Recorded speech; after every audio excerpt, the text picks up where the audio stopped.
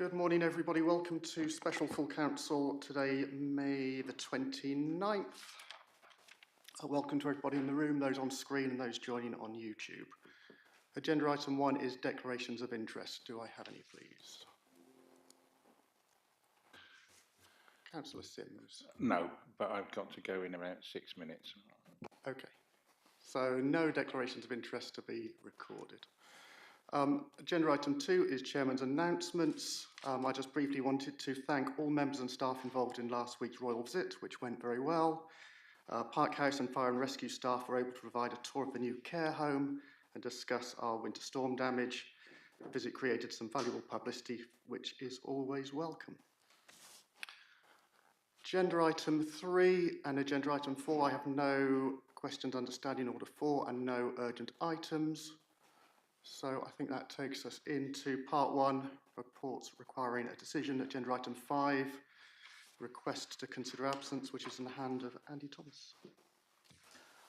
Thank you, Chair. I'll just be very succinct on this. So this report is simply for members to give consideration a request to consider absence under Section 85 of the Local Government Act 1972 relating to Councillor Dorian Smith. Councillor Dean?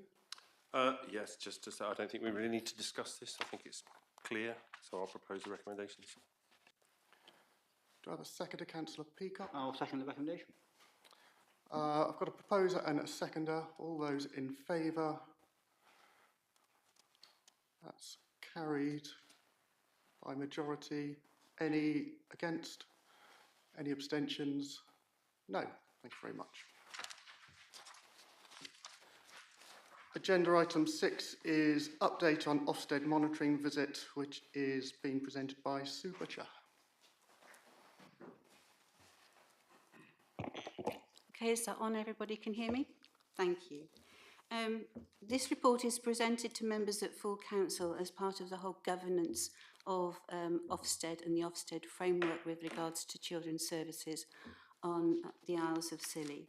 It's important that members have every opportunity to consider the reports, to raise any concerns and to make contributions.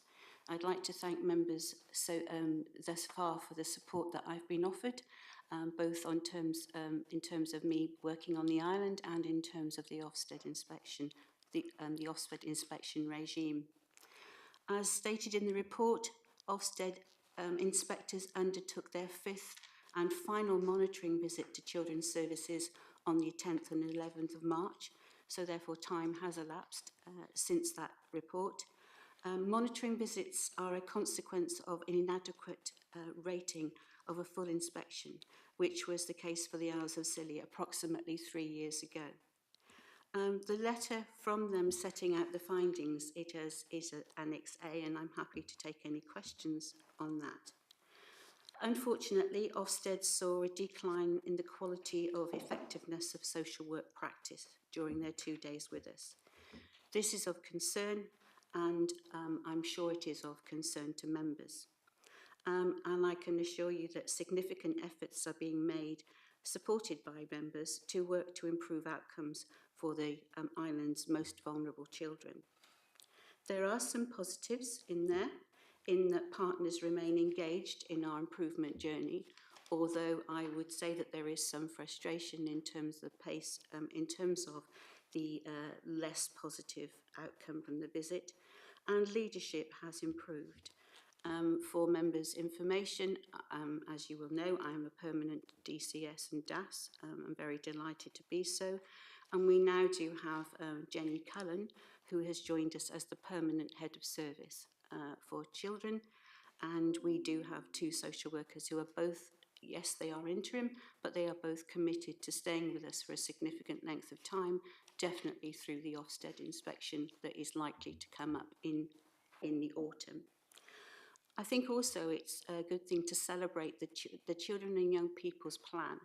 It's a significant piece of work, very useful, and if those members who haven't read it, I would really recommend reading it, because it does give a clear overview and set out one of the things, just to go back a sentence, one of the things that Ofsted is absolutely clear about, you must know yourself. Even if you're not as far advanced as you should be, you need to be able to evidence to Ofsted that you know yourself and that where there are deficits in practice, you are doing something about it. The Children and Young People's Plan is an excellent document that does really help us know ourselves going forward. We do have a full inspection, as I've already noted sometime sometime in the autumn. If I was a betting woman, I would say October, but we won't know that until really the day that they call. And we need to approach that inspection with confidence. Some of the other developments that we've made are sort of like bottoming out our quality assurance framework. And I have brought in an auditor who is, as I've said to some colleagues, pretty brutal in the way that he audits our work. I think that's necessary at the moment because we need to know every full stop and every dot over every I. We are building a greater performance framework. And two of my favourite words, which I think colleagues are beginning to say back to me in a way that I am taking seriously, impact and evidence. It's not just enough to do it, we actually have to evidence the impact that it's made in improving the lives for children.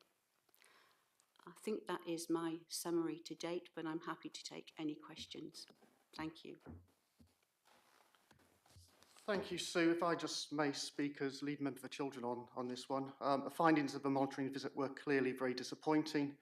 The effectiveness, practice, quality, management and oversight of social care activities was found to have gone backwards since the previous monitoring visit. Since the visit, we've welcomed you as our permanent DCS and have a new full-time head of service, which hopefully gives some stability.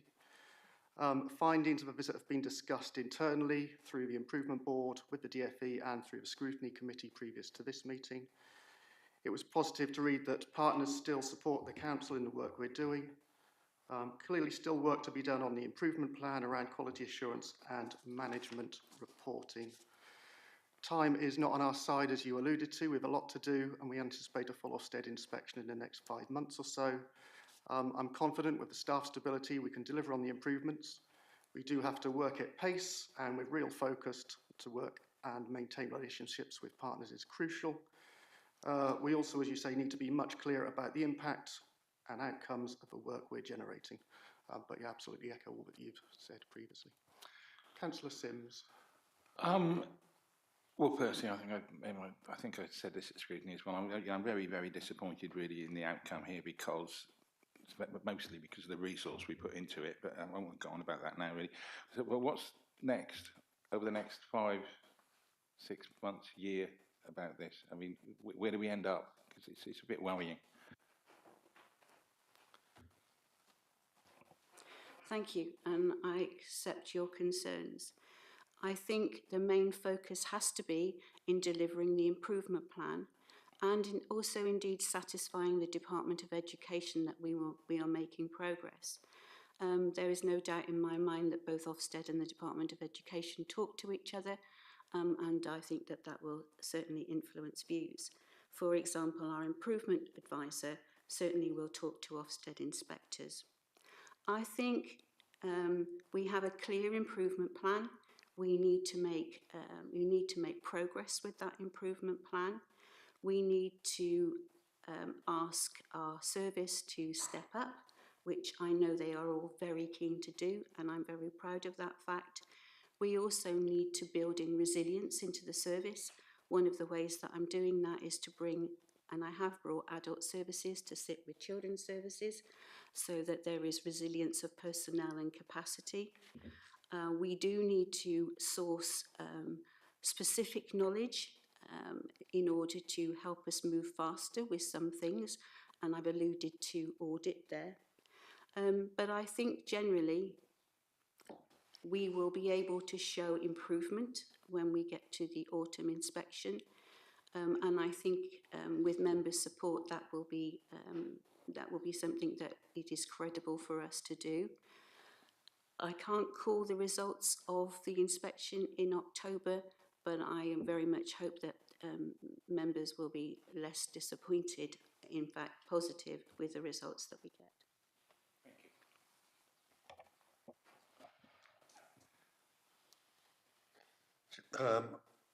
We discussed this for a good hour and a half, I think, in scrutiny. So I don't think we need to go over those discussions again. Obviously, we can note our disappointment as a membership on where we are at the moment, but I would propose the recommendations.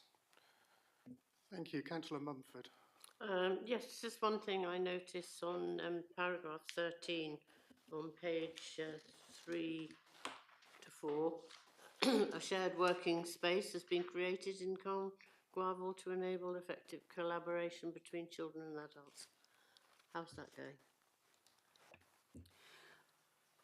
I can't pretend that there hasn't been some challenge to the hot desking arrangements. However, that is not, in children's services across the country, very much hot desking, particularly since COVID, is the way that things move forward. But not everybody is in the office at the same time. For example, quite rightly, social workers are out visiting our families. We have our staff who are caring and looking after and indeed teaching some of our children with SEND. They are in a separate office. So, for example, our care coordinators are not in the office all the time.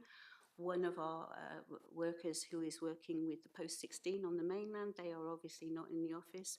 So I think that the initial change has now settled down. I am, however, looking at how we might make some better use of our space. But in general terms, hot desking is here to say it's efficient and it's effective, and it is about focusing on the work. And what about confidentiality between children and adults? That's a really good point. However, we are one service dealing with the residents, the children and young people of the island. I think where there are confidential, strictly confidential meetings, there are separate rooms, such as what we call the Golden Eagle room, where one-to-ones and supervision can take place. But one of the very positive things about social care work is that you learn from each other. And also, adults are in families and children are with adults, so there is some crossover of learning. However, that said, we are all DBS checked. We are all bound by our own professional terms and conditions, and confidentially has to be maintained within that room. And I take a very dim view of any aspects of confidentiality that come out of that room. And I would assure members that if I felt that information was being spread inappropriately, I would take the appropriate action. But we are one service. We share working with the community of the island, and sharing information is not necessarily sharing information is not a negative thing. Thank you. Councillor Peacock. Yeah, I note Councillor Marcus's viewpoint that this came through scrutiny, but unfortunately we don't all sit on scrutiny, so I do have a couple of questions, if you don't mind. The first, well, I think the major one for me is to make sure we have enough financial resource.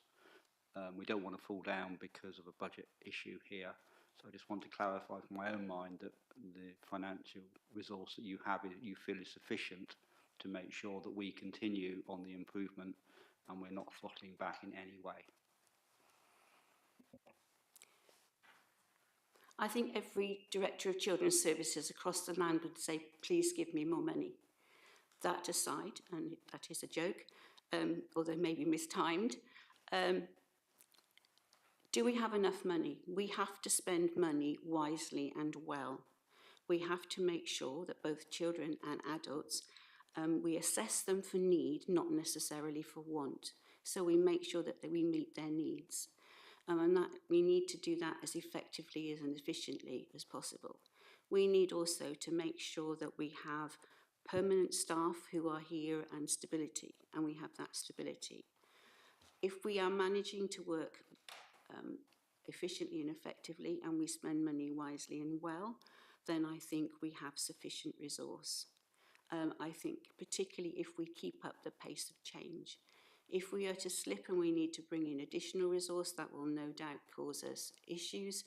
And, you know, the question I often say to social workers then is, if you're spending money there, where are you not going to spend it? So we have to be mindful of the financial position of the council. We are directorate of the council and we have responsibilities to keep within our budget envelope. So, yes, we have enough resource. Would more resource make a difference? At this point in time, I'm not sure that it would, because it's about working our staff as a team, working efficiently and effectively together.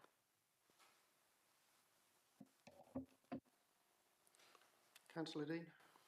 As the Vice Chairman has already mentioned, we gave you a thorough grilling at the scrutiny meeting not very long ago, so I think we'll leave it at that, and I'll second the recommendations, the proposals.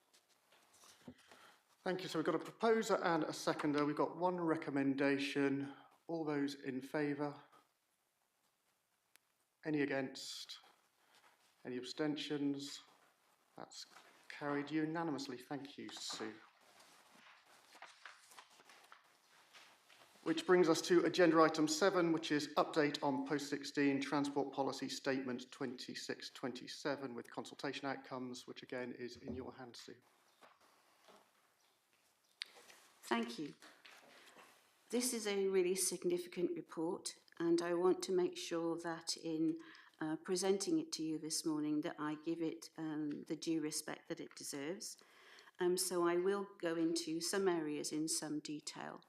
I'm very happy to be questioned after the presentation, and Laura Thompson is with us, sitting to the side there, so if her more in-depth knowledge is needed, she'll be happy to supply information.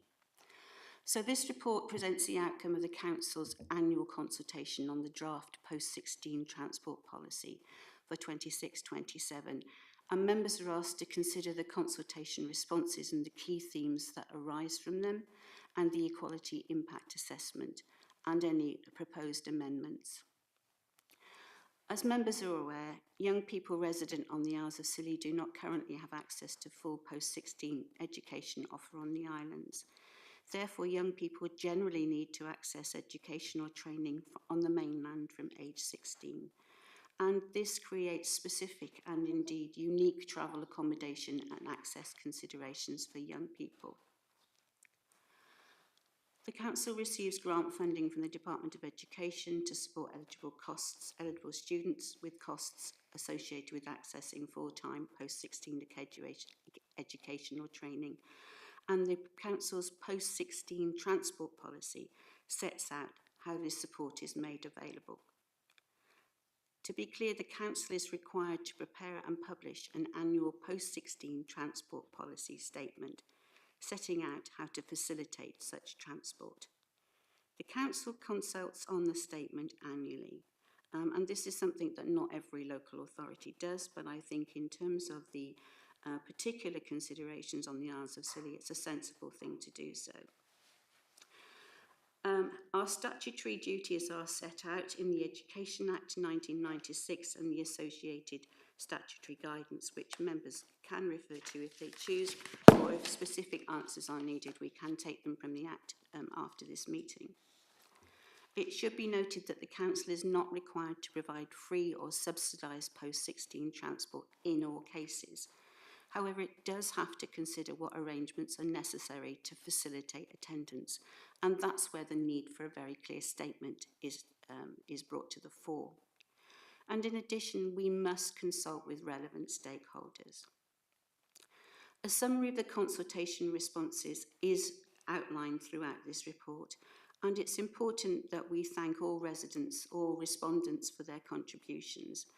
And if there are further issues that people would want to raise, albeit we have to publish the policy, we will always listen to them and consider how they might be included in future policies. Section 4 of the report sets out the contents of the policy statement. But importantly, and I think the most important function, is to provide families with clear information about the support available in respect of transport, and to facilitate access to post-16 education.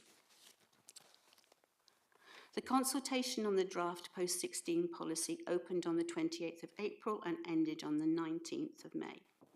I would like to state that the consultation was exactly how the consultation was publicised and launched. That was through the council website, Facebook, emailed news items, subscription list, email to all staff, all members, and posters were displayed around the council. It was also available online and reminders were issued. So work was done to make sure that the survey reached as many people as possible.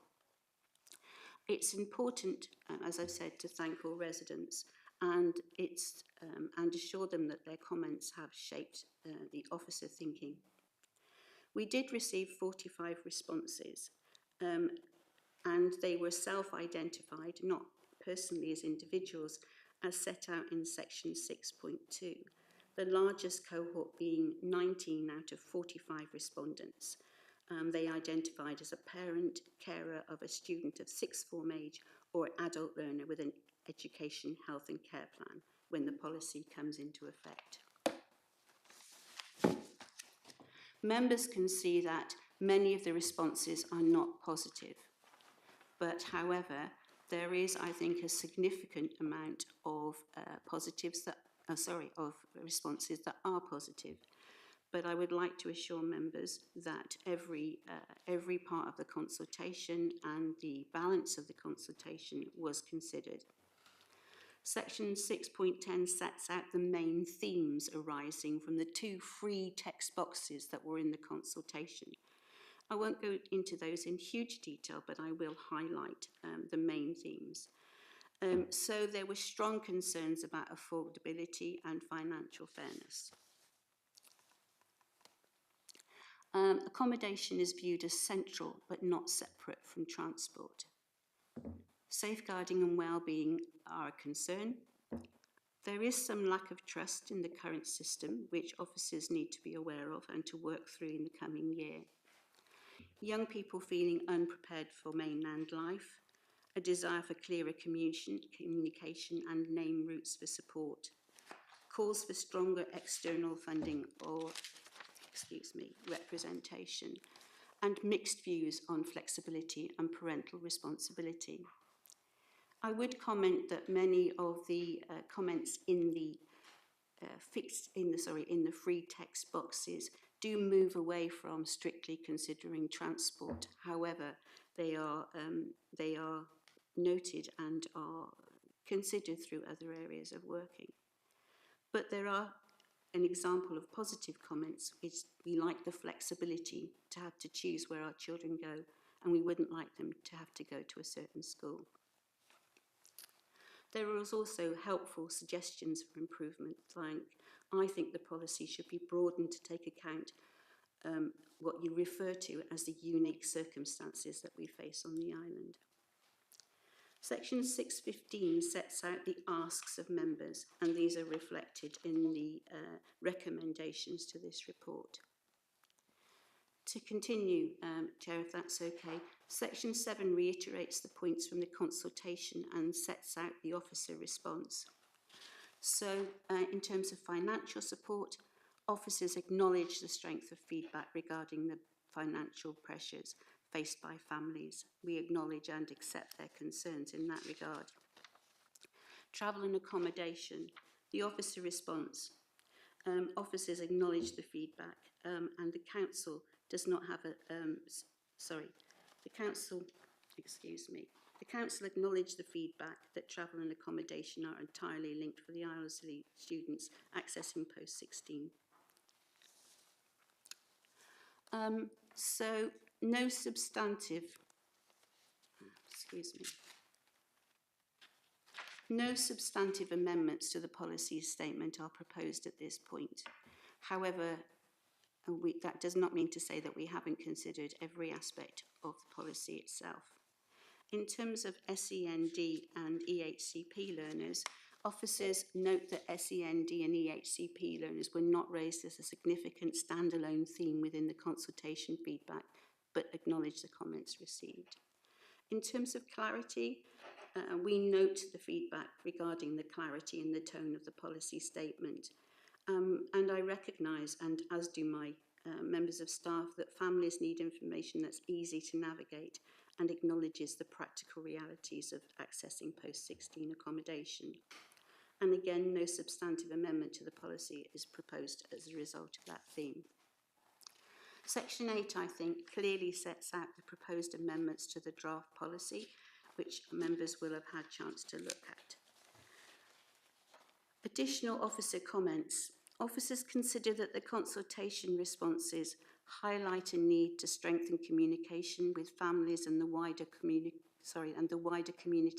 about the ongoing work relating to post-16. And I would like to offer my commitment to doing so over the next year as the permanent DCS and indeed Director of Adult Services. Financial implications. The draft policy statement is compliant with the approved budget and reflects the level of support available to eligible learners through the DFE grant and approved council investment. You will see the legal implications set out there as well. Other papers include the actual policy statement itself, although I've highlighted the way that we've put the policy together and that there are no substantial substantial amendments. You also have in front of you an equality impact assessment. Equality impact assessments, in my view, we need to work more clearly about equality impact assessments and set out more clearly going forward, which is not a criticism of the work staff have done so far, to consider our residents, children and young people who have particular needs or particular characteristics, to ensure that the policy is not only accessible to all, but feels that it addresses the needs of everyone on the island. Thank you, Sue. I'll keep my comment as lead member very brief at this stage. Again, I'd echo your thanks to those who took the time to take part in the consultation. I certainly appreciate the comments regarding the format and wording, but would just say that we do have a post-16 handbook, which is probably written in a much more family, young person friendly way, so those two can perhaps be read in consultation with each other. Last year we had a series of face-to-face post-16 forum meetings in this room. It's certainly my intention to have another one of those soon. We've been waiting for a bit of clarity from the DFE, but I think we're probably going to need to move forward on that. So that's all I wish to say.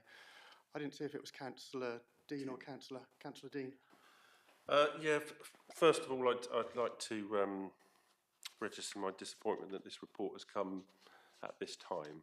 I realise with the consultation being quite late that the knock-on effect is that this is now the last working day of May, and it has to be approved today, otherwise we're in breach of regulations. So that's very disappointing. So if we do come up with some alterations, we can't publish it. And anyway, so you get the point. So that's disappointing. The other question I was going to ask, actually, the chairman's just answered, really, was about post-16 parents, meetings, forums. I gather the last one was back in February, March, something like that. I think it's possibly December. Oh, okay, as long ago as that. So, yeah, it's been a while. It'd be nice to get a date in the diary for those parents concerned, but I'll let everyone else speak. Sue, do you want to come back on that? Just to respond to that, I accept your concerns about the late presentation of this report. In terms of moving forward, I do have putting together a more comprehensive schedule of when reports are due, when consultation is due. I also think we need to work to make our consultation process and the questions answered smarter. So I accept your concerns and can reassure you that we are working to improve things as the year goes through. And just in relation to the other question, I'll commit to work with you. We'll try and find a date ASAP to have that other meeting. Councillor Blackwell. Thank you. In this report, officers confirm, and I quote, "For many young people, access to post-16 education or training requires regular travel between the Isles of Scilly and the mainland, and in almost all cases, term time accommodation away from home."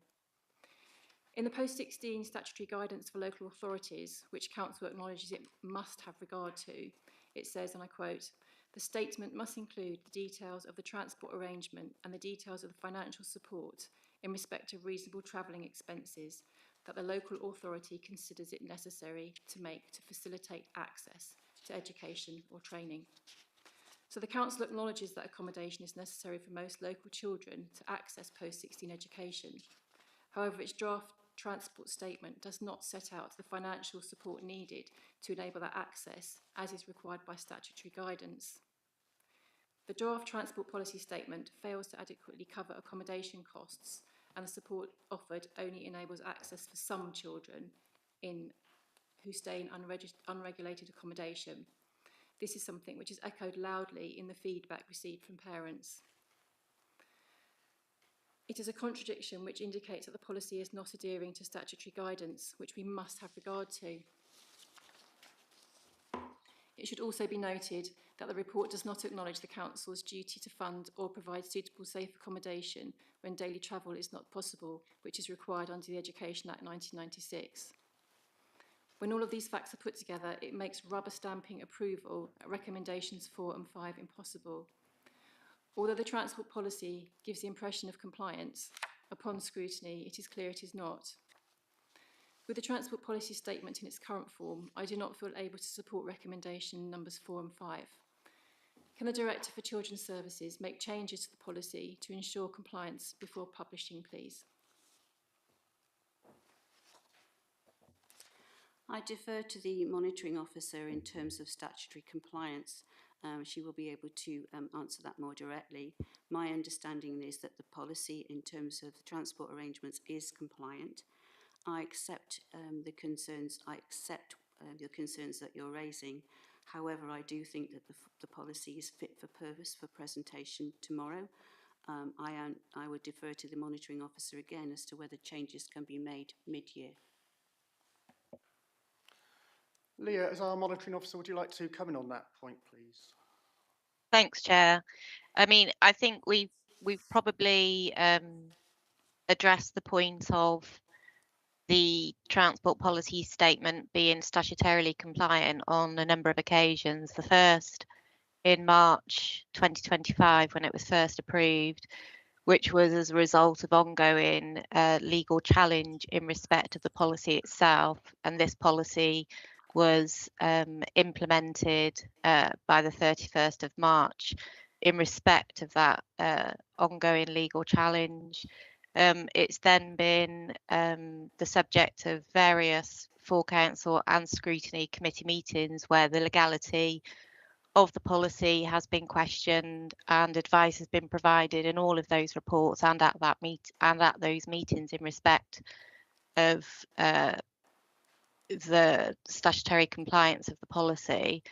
In terms of the accommodation issue, so the local authority has an obligation, as set out in the report, to have a post-16 transport policy statement, which sets out the assistance the council considers necessary to facilitate access to education and training.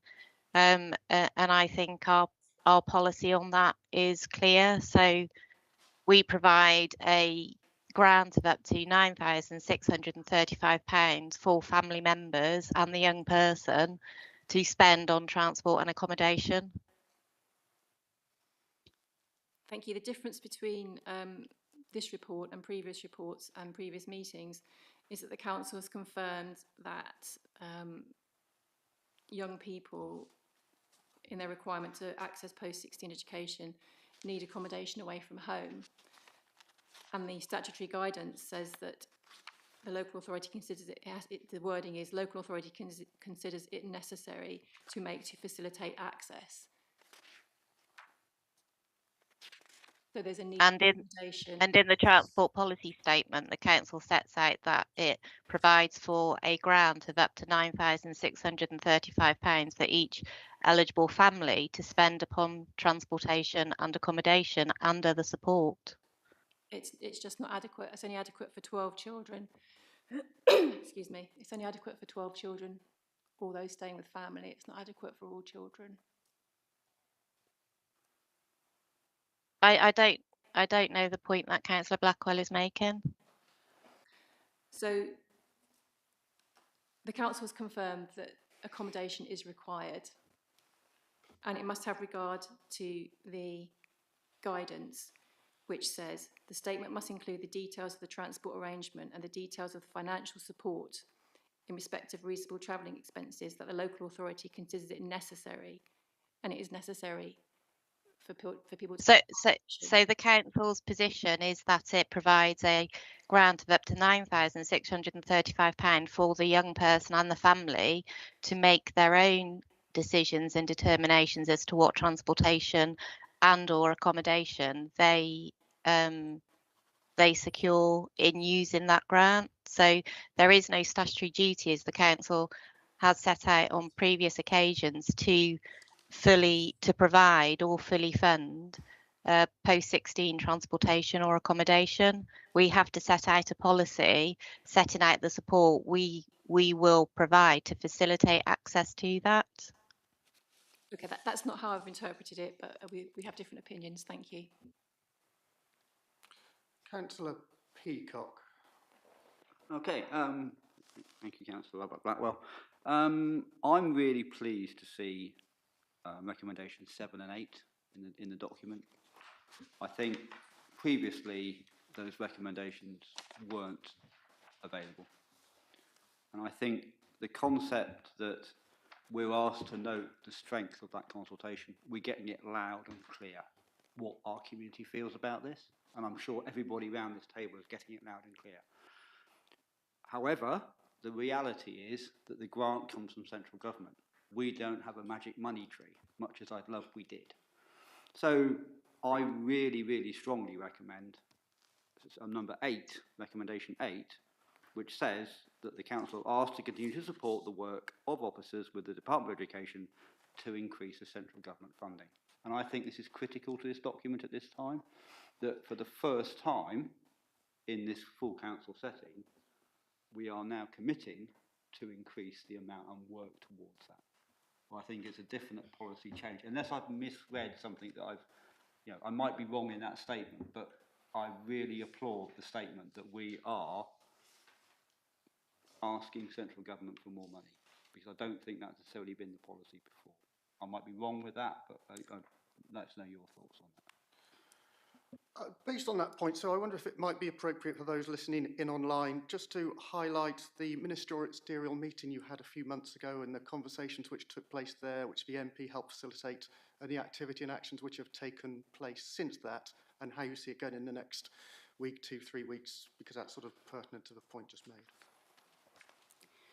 Thank you. We are indeed committed to working with the Department of Education, as indeed the Department of Education are committed with working with us. They very much want to see these matters settled and to reach a conclusion that as much as possible addresses everybody's concerns.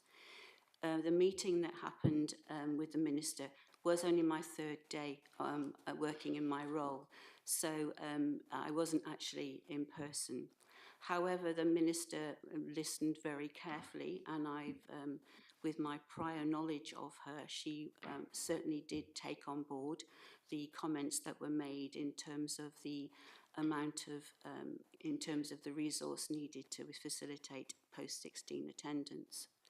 And she has asked for some figures and for some, as indeed as indeed we would like to provide, and we have before presented let me just go back a sentence. So as part of that meeting, we had a DFE, particular representative for post-16 accommodation. Her name is Raman, and we are meeting with her on a frequent basis. We have submitted information for her, and she has promised to get back to us actually by the end of the week. So we are expecting some comments from her on the position that we have provided in terms of the costings that we have provided. So until we have had that meeting and she is formally fed back to us, we are in a challenging situation in terms of talking about what might happen next, because it will depend very much on on her comments. However, she does know how seriously this matter is considered on the island. She is cognizant of the impact on parents, and I do feel that she is very much working with us. I think also our improvement advisor and our DFE colleagues looking at our improvement are also cognizant of the significance of the post-16 issues. And indeed, we have a meeting with the DFE on the 16th of this month. And post-16, it is about social care, but post-16 is now an agenda on the item that they have provided to us. So I can see from the DFE a wider knowledge of the post-16 issues on the island. I think that gives us more scope to be able to present the views, particularly the views from the consultation to the Department of Education. That's great. Really positive outcome from the consultation, that we can take it forward and hopefully get increased funding. Councillor White. Thank you, Chair. I think the result of the consultation and the feedback from the public is no surprise to any of us. It reflects the conversations that we're having in the community on a regular basis. And I definitely agree with the points in the report about the need to improve communication with families. I think both in terms of regular communication, but making clear the support that it's available, both financially and in terms of people's well-being. And there's one line in one of the comments that really chilled me when I read the report, and it's clearly come from a young person that says, "I don't want to live in a room in a city away from my family. I don't feel safe." That, just not even as a parent, as a human being, that chilled me. And so I think one of the questions we have to ask ourselves is, what can we do with partners, such as the school, such as with families themselves, to prepare our young people for post-16 life better and for the situation they face going away from families? The consultation, I think, further highlights to me that, as we've all said, the need for improved funding from the DFE to cover the realistic costs that are incurred by families. And I know we all want to improve that situation. And in the report, as Councillor Peacock noted, we're asked to sort of support that work. And I would like to ask, what can we do to help? Because we do want to help. So as members, how can we support you in furthering that ask of the DFE? We're writing collectively, individually as members. Is there something we can do? Yeah, so whatever we can do to help, let us know and we will do it. Thank you. You raised some really important points, in that the voice of children and young people in our work needs to be strong, and particularly the voice of our young people 16 plus. And that is absolutely a very, very stark statement. I think, and I'm not across this yet as much as I could be, the preparation in terms of preparing young people for life on the mainland, I would like to look at that in more detail. I know that the school offers some support, but also one thing that I've been thinking about is that our corporate parenting board, as we don't have any children who are looked after, is focusing on the needs of vulnerable children. So one of the things that I will be proposing to the chair of the corporate parenting board is, how can the corporate parenting board, looking at vulnerable children, support young people going to the mainland? But I have to say that I need to look at this in more detail, and indeed to strengthen the voice of children and young people on the island. And when I talk about involvement with communities, that very much includes our children. In terms of what members can do, I value members' support, and I do, in the consultation, in the conversations that I have with members, feel that coming through.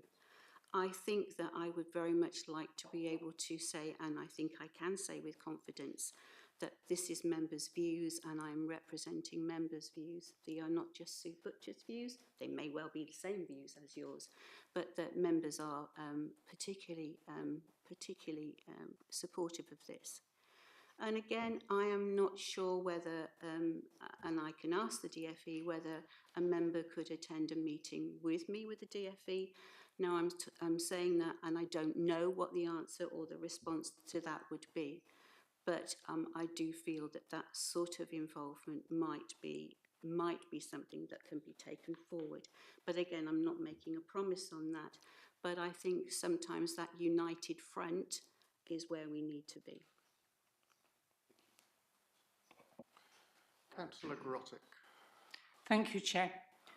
Can I ask, obviously we've got universal member support and MPs of both political persuasions very much behind, excuse me, behind our request. Can I just ask, is the problem still that we don't have consistency with the people that we're actually talking to in the DFE? For example, the previous director spent a lot of time speaking to one team only to find that as she presented her findings, the personnel at the department had completely changed. Can I hope that there's a bit more consistency with the team that we're actually liaising with? Because obviously the quality of the engagement is better once you get to know people and they're more cognizant of your problems. That's an excellent point, and it has been my experience in other areas and in other authorities. My view at the moment is that Raman, our DFE, specific DFE advisor in this matter, is very keen to get it sorted. And she is taking time, as indeed another colleague, whose name, I'm sorry, escapes me just at the moment. They are very keen to get this matter sorted and move it forward, because important though it is, you know, we all have other things that we need to be focusing on as well. And that's not to dismiss this as not an important matter. So I'm confident that the DFE advisor in this stage wants to get it sorted and is committed to doing so. So I can't say that that won't change going forward. I would certainly want to be clear if a change was proposed and that there was a good handover. But I am hopeful that in her tenure as our advisor that some resolution will be found. Thank you. Thank you. I can see no further lights on or people wishing to speak. So it's my proposal to go through recommendations. I'm mindful of what Councillor Blackwell said, one by one, giving people the opportunity to vote in favour, against or abstain. We're on the post-16 agenda item, Steve, agenda item 7. So recommendation 1 is give consideration to the feedback received through the consultation on the draft post-16 transport policy as summarised throughout the report. Do I have a proposer and seconder to accept that? Councillor Grottick. Councillor Peacock. All those in favour? Any against? Any abstentions? I'm just going to say I'm going to abstain for all these because I wasn't here for any of the discussion. Okay, thank you very much. Chair. Yes. Chair, so apologies, because this is because I'm watching, because there's a problem with the camera, I'm watching the live stream on YouTube, which has got a significant delay on the actual, on this meeting. So if you're able to just confirm numbers in terms of for, against and abstain, that would be extremely helpful from my perspective. Okay, I'm going to ask Andy to do some hand counting while I do some reading. Okay, yeah, we'll try to do that next. So recommendation 2 is consider the information set out in this report and the accompanying appendices in relation to the proposed post-16 transport policy statement for 26-27. Do I have a proposer for that recommendation? Councillor Mumford. Seconded Councillor Peacock. All those in favour? That is carried unanimously.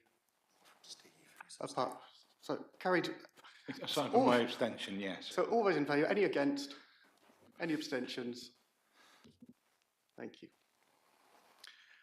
Recommendation 3 is, has regard to the findings of the Equality Impact Assessment attached at Appendix A, including any identified impacts and proposed mitigations. Do I have a proposer and seconder for that recommendation? Proposed Councillor White, seconded Councillor Mumford. All those in favour? Any against? Any abstentions? So carried by clear majority with 1 abstention. Recommendation 4 is approve the proposed post-16 transport policy statement for 26-27 attached at Appendix B, including the proposed council contribution to the DFE grant provided to eligible students to support access to post-16 education and or training. Do I have a proposer and seconder for that recommendation? Councillor Mumford proposing, Councillor Peacock seconding. All those in favour? Any against? Any abstentions? So that was carried with 1 against and 1 abstention. Recommendation 5, agree that the approved post-16 transport policy statement will be published by 31st of May 2026. Proposed Councillor Grottick, seconded Councillor Nixon. All those in favour? Any against? Any abstentions? So carried with 1 against and 1 abstention. Recommendation 6, agree that a communications approach is developed to provide regular factual updates on the work being undertaken, including engagement with the Department for Education, funding discussions, transition support and wider post-16 planning. Proposed Councillor Grottick, seconded Councillor White. All those in favour? All those against? Any abstentions? Carried unanimously.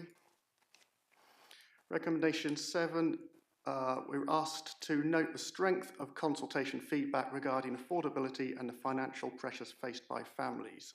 Proposed Councillor Grottick, seconded Councillor Blackwell. All those in favour? Any against? Any abstentions? Carried unanimously. And finally, recommendation 8, we're asked to continue to support the work of officers with the Department for Education to increase the central government funding. Proposed Councillor Grottick, seconded Councillor Nixon. All those in favour? Any against? Any abstentions? That is carried unanimously, which I think concludes that agenda item and indeed concludes part 1 of today's meeting. We have 2 part 2 reports for information. 1, an executive decision understanding orders, and